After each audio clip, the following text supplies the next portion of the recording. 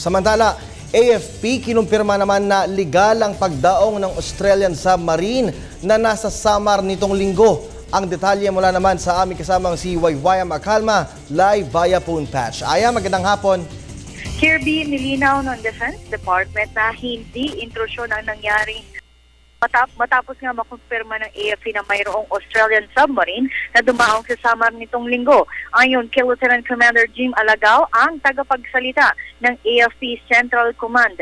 Dakong alas 5 ng hapon ng linggo, dumaong ang submarine ng Australia sa layong 3 nautical miles ng Marabot, Samar. Anya, nag-emergency call ang Navy Australia sa Philippine Navy upang maidala kaagad sa pinakamalapit na ospital ang isang sundalo dahil pumutok na ang kanyang appendicitis. Ayon naman kay Commander Gregory Fabic, dinala sa Tacloban Doctors Hospital ang pasyente at idinala ito kaagad dito sa Metro Manila para nga maoperahan. Idinagdag naman ni Fabic na emergency in nature ang kanilang biglaang pagdaong sa Samar. Matapos masundo ng barko ng Philippine Navy ay kaagad naman umalis ang naturang submarine sa Samar. Sa ilalim naman ng United Nations Convention on the Law of the Sea na legal ang ginawa ng Australian submarine sa ating territorial waters, partikular na kung mayroon nag-distress call o may mga emergency.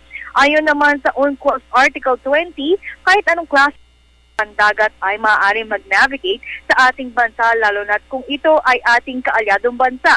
Para naman kay Dr. Peter Paul Galvez, ang tagapagsalita ng ahensya, hindi intrusyon ang ginawa ng Australian Armed Forces sa bansa at anya, ipinakita rin ng ating bansa na handa tayong tumulong sa mga ganitong sitwasyon, lalo na kapag mayroong emergency at may tamang koordinasyon.